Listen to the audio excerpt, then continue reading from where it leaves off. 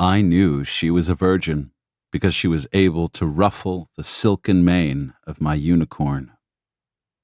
Named Lisette, she was a Grecian temple in which no sacrifice had ever been made.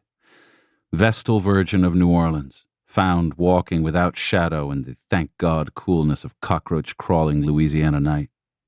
My unicorn whinnied, inclined his head, and she stroked the ivory spiral of his horn. Much of this took place in what is called the Irish Channel, a strip of street in old New Orleans where the lace curtain mix had settled decades before. Now the Irish were gone, and the Cubans had taken over the channel. Now the Cubans were sleeping, recovering from the muggy today that held within its hours the déjà vu of muggy yesterday, the déjà rêvé of intolerable tomorrow. Now the crippled bricks of side streets off Magazine had given up their nightly ghosts, and one such phantom had come to me, calling my unicorn to her, thus clearly a virgin, and I stood waiting.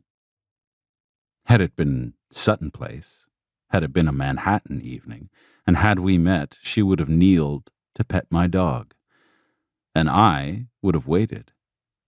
Had it been Puerto Vallarta, had it been 20 degrees, 36 minutes north, 105 degrees, 13 minutes west, and had we met, she would have crouched to run her fingertips over the oil-slick hide of my iguana, and I would have waited. Meeting in streets requires ritual. One must wait and not breathe too loud if one is to enjoy the congress of the nightly ghosts. She looked across the fine head of my unicorn and smiled at me. Her eyes were a shade of gray between onyx and miscalculation. "Is it a bit chilly for you?" I asked. "When I was 13, she said, linking my arm, taking a tentative 2 steps that led me with her up the street. Or perhaps I was 12. Well, no matter. When I was that approximate age, I had a marvelous shawl of Belgian lace. I could look through it and see the mysteries of the sun and the other stars unriddled. I'm sure someone important and very nice has purchased that shawl from an antique dealer and paid handsomely for it."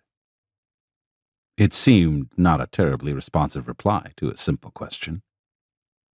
"A queen of the Mardi Gras ball doesn't get chilly," she added, unasked.